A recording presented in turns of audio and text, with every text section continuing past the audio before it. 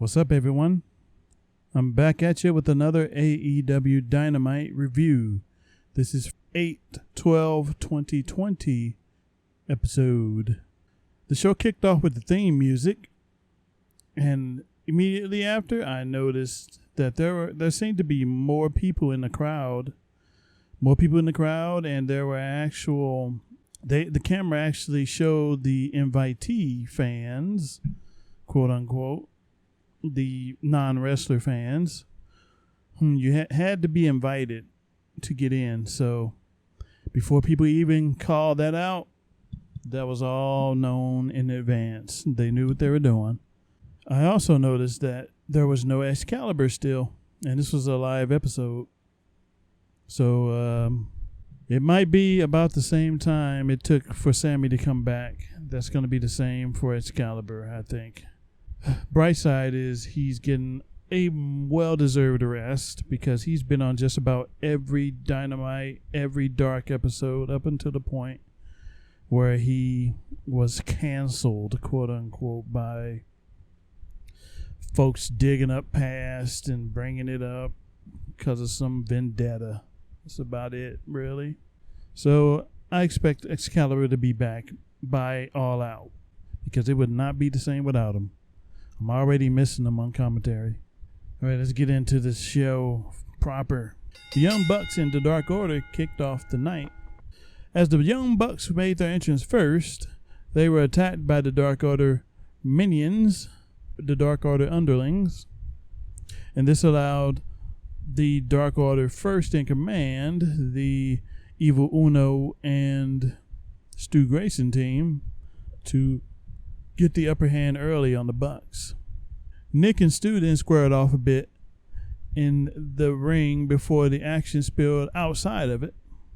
Matt then dives off the stage onto all of them, the Dark Order. And this includes the Dark Order that was not involved in the match, per se. Nick Jackson later makes a tag to Matt Jackson as he gets a crossbody off on the Dark Order, both Stu and Evil Uno. Uno later wears Matt down with a nice neck breaker. Then Stu took over, whom then tags back in Uno to get some heel eye rakes in on Matt. They kept the heel energy on themselves, building up Nick Jackson's hot tag. Matt then gets a bit of life in himself as he takes the Dark Order out a bit in ring, but then scurries away from the rest of the Dark Order outside of the ring. And to do this, he crawled underneath the ring to the other side to get to Nick, but to no avail there. Matt finally gets the hot tag to Nick as he proclaimed he has the best comeback in the business. Nick cut this promo as the camera was on him while he was in ring. Nick then hits a super kick on the outside of the ring. He has a super kick party. The Bucks then hit double team moves. The double team move Risky Business to Evil Uno for a 2 count. Nick then does a handspring swanton to Uno in their corner. The Dark Order then hits a tandem 450/cannonball double team to the Young Bucks for a 2 count. Later, the Dark Order blocked the tunnel of the ramp to stop Matt from coming out to help Nick. But as the Dark Order was going for the fatality finisher, Nick escaped it and rolled up Uno for the cradle win. This came out of nowhere as the Dark Order was not expecting it. And I guess Brody Lee will have his papers waiting for him this coming Monday on BTE. I thought it was a good match to open the show. But some would argue that neither team needed a loss at this point. So no matter what, one team is not going to look good in the end because they lost and they needed momentum. But I don't think so because the Dark Order has been winning more than the Young Bucks lately. So the Dark Order can survive a loss here. Next segment, we had MJF and his cabinet, and he stated that he liked the new gum guy. MJF then did a callback to the time he was in NXT during his early years as he was walking alongside Samoa Joe, who he was. MJF was the security guy. He was a security dude to Samoa Joe's right, and he was pushed by Joe. MJF recreated that since he pushed to the side Lee Johnson. Lee Johnson was in a role that MJF was in at that time. Nice callback, and then a bunch of people noticed. Then we went to break. Then we come back to MJF giving a speech. He shelled out his hashtags, hashtag not my champion and hashtag MJF 2020. And he told Nina to smile again. Nina shows us his great poll numbers. And MJF said the numbers don't lie, and neither does he.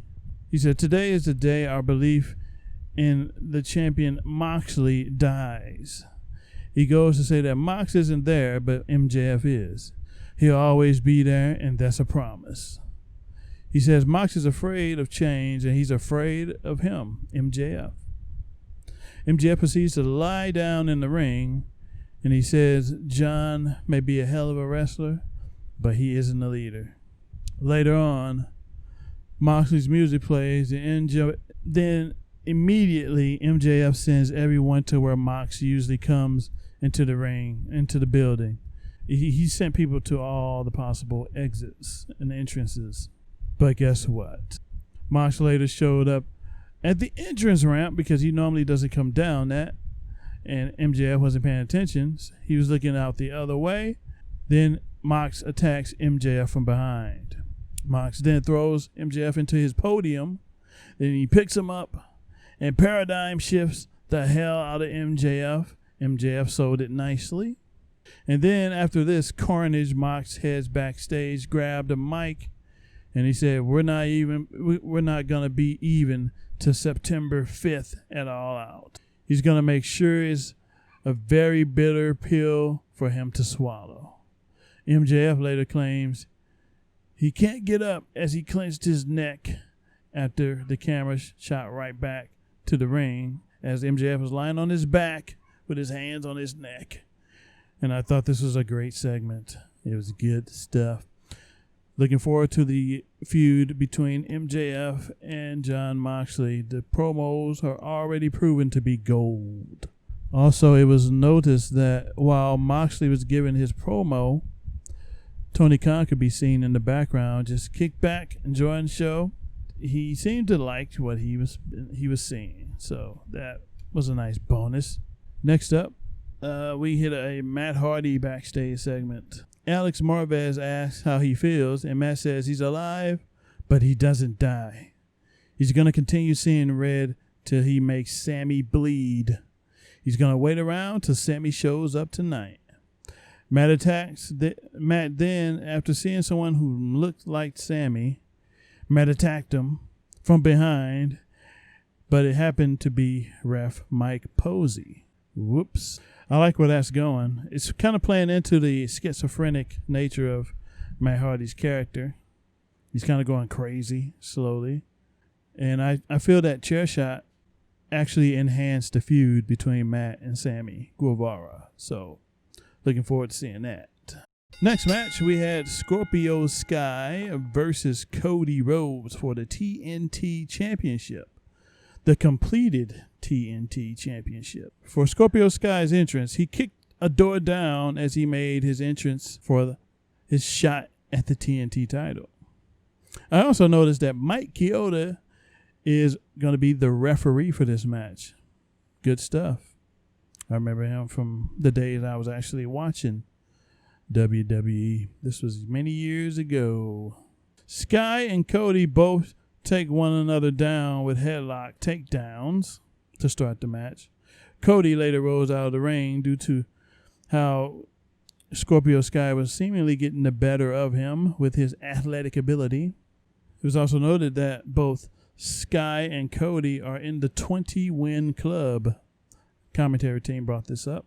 Sky didn't fall for Cody's opening the ropes for him to get back into the ring.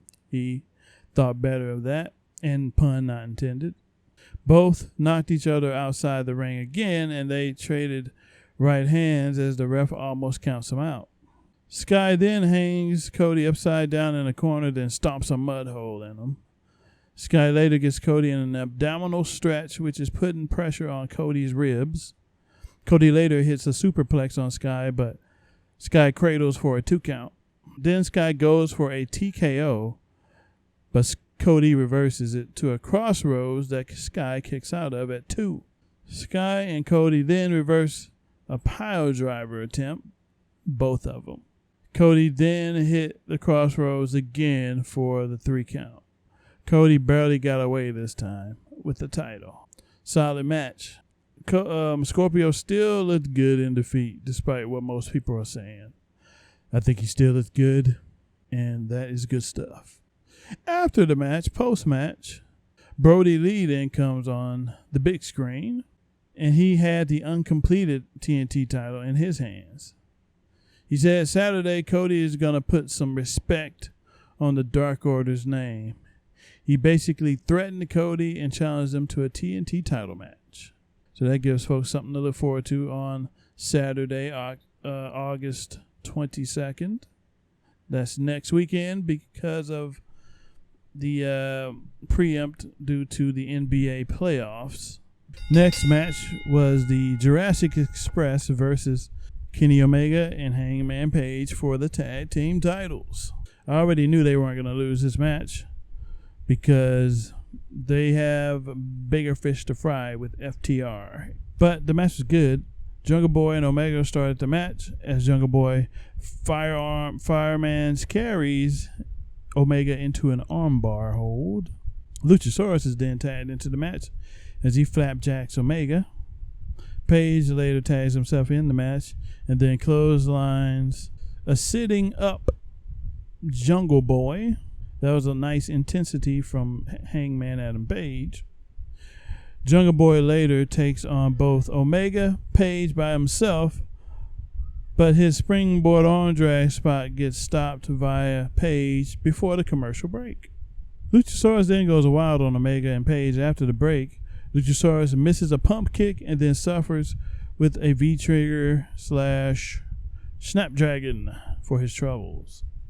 Omega then goes outside and Snapdragons Marco stunt for his troubles, which got a pop out of me because I got tired of Marco getting involved in the match. Why don't you just go sit down somewhere, kid? That's what I say. Omega tagged in Page as he clotheslined both Jurassic Express members, and they isolated Luchasaurus. Jungle Boy later goes for a Hurricane Rana to Omega, but he stops it and suffers a backdrop for it via Omega. Luchasaurus then tosses Marco onto Omega outside the ring. Jungle Boy later gets a pop-up powerbomb to the outside of the ring to Luchasaurus. Then Omega dives onto both. Page then tags Omega in as they hit the last call on Jungle Boy for the win. Good, solid match. Next up we had a Santana and Ortiz backstage segment. This referenced what they did to the Best Friends' Sue's van. As a result of this, they had a hold of the Best Friends' luggage, their gear. Santana and Ortiz then brought this backstage, brought it to the showers, it looks like, threw their stuff on the ground, and then they grabbed bleach and poured it all over their gear. And Santana said, "Apologize." "Well, you're tripping. You're tripping," says Santana. Obviously, the Best Friends and Santana and Ortiz are feuding, so they might have a match set for All Out. We shall see. Next up, we had the Tag Team Appreciation Night segment, which featured FTR, Arn Anderson, Tully Blanchard, the Rock and Roll Express, and the Bucks. Matt goes on to say that the Rock and Roll Express inspired the Bucks to this day with the style that they work. Then Dax Harwood says he's a big mark for the Rock and Roll Express. Arn Anderson says he's not a guy that blows smoke because it leaves a bad taste in his mouth. Arn appreciates the work that the Bucks are putting in. Then Arn says that FTR is the best team right there. And then Tully puts everybody in the ring in their place with what he says. Tully lays it in on everyone. He calls both FTR and the Bucks out for not having tag team gold. He said, you can't say you're the best when none of you are tag team champions, he said. Spears later made his way out to the ring. Then the Rock and Roll Express throws a punch to Tully. The Horsemen are slowly forming. This was a thought I had during this segment. FTR later attacked the Rock and Roll Express from behind. He used, I believe it was it Cash? Had a leg brace, which he was playing possum. He took it, knocked Morton in the back of the head with it. Then he grabbed one of the Rock and Roll Express guys. I can't think of the name right now. But the FTR gave him a spike pile driver, and it was sold nicely. Page and Omega then made their way out to the ring to calm the situation down. And all this just furthered the talks of the Horsemen in AEW. Who will be in it? We shall know in due time. After that, we had a backstage segment. Alex Marvez was interviewing Mike Chioda. Jericho later got in the shot and wanted Mike to do the right thing in regards to his match later that night. Do the right thing, he said. Whatever that means, we will come to see later on. After that, Sammy came out with his cue cards for the picture-in-picture commercial break. On the cards, he said, "Hi, Matt. What's wrong? Can't get me? Can't get me out of your head? Oh, well, you need to relax. Enjoy your night off. Too bad, though. You left your throne. Typical Matt. Learning the hard way." He picks up the chair he used on Matt and sits down on it. And he said he raised up the learning the hard way card once more. Further adding fuel to the fire. The feud is getting interesting. I like it. Shall see where it goes. After that, Hikaru Shida made an appearance. And she had a match versus Heather Monroe, whom was making their AEW debut. Heather got the jump on the champ as she pushed Shida into a corner. She trash-talked Shida and got a running knee to the face and a backbreaker for her troubles. Heather appeared to be aggressive, and I liked it. Shida then went for a Falcon Arrow, but Monroe rolls her up for a near fall, a 2 count. Later, Shida puts her in a submission and made Monroe tap with ease, and Shida won the match, as expected. There's your women's match. Most people are still at arms with how the women's division is being treated in AEW. It could be better, but with the talent they have, they just can't keep putting them on there on Dynamite because they're not that great yet. Most of the better women are either not available due to travel restrictions or they're injured. We just got to wait and let them develop over time. After that match, Tony interviewed Shida, and she says, "Bring it on." And this was in reference to the open challenge that she issued a few weeks back. So maybe in the coming episodes, we may see Shida up against more outside talent. We can only hope that some of this outside talent gets a longer look because they are in dire need of a better female. And we had the main event, which was Orange Cassidy versus Jericho, the $7,000 obligation match. The Best Friends and the Inner Circle were banned from ringside. Jericho says the demo god is here to the crowd as he was getting out of his jacket. Both Jericho and Orange Cassidy had a mini fist fight to start the match.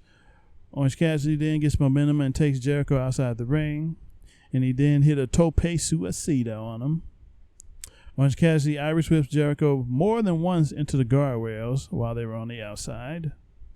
Orange Cassidy went for a punch, but Jericho scouted it as he gets the upper hand. Jericho did multiple delayed vertical suplexes during the break. He then went for a springboard moonsault to Orange Cassidy and got a 2 count for his efforts. Orange Cassidy lulled Jericho in with the lazy punches, but then got a super kick on Jericho afterwards. Orange Cassidy went for a Hurricane Rana from the ropes, but Jericho gets him got him in the walls of Jericho. Nice transition. Orange Cassidy then tried to use a small package but didn't execute. Orange Cassidy then puts on the ankle lock. Jericho then rolled out of that. After that, Orange Cassidy goes for a stun dog millionaire. He did hit that.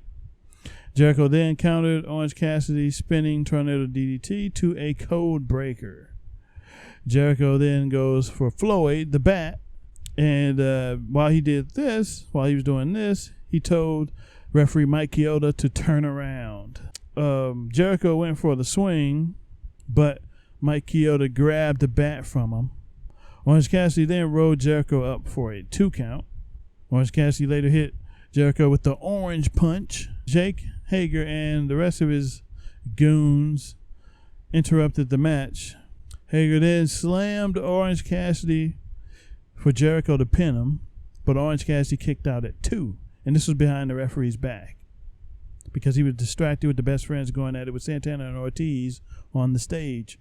But Jericho grabbed Mike Chioda and low-blowed Orange Cassidy, but Orange Cassidy grabbed Jericho for the mousetrap pin and got the win. I thought it was a decent match, but the ending fell flat to some, and this was because Jericho didn't know how to take the mousetrap pin from Cassidy. It's been done many times before in AEW. Jericho was the first person to not take the move correctly, and therefore made the win and the match ending look bad. And there you have it. There was your Dynamite review, August 12, 2020. And I thought it was a solid episode. Not better than last week's, but it was solid. Wasn't bad. Good stuff. Give it a 7.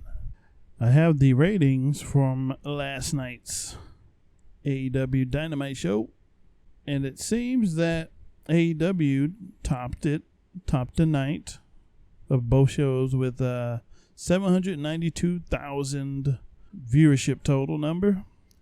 Got a .32 in the 18 to 49 and ranked 9th on the night. Not bad, but they did fall a bit from last week's 901,000 viewer count total.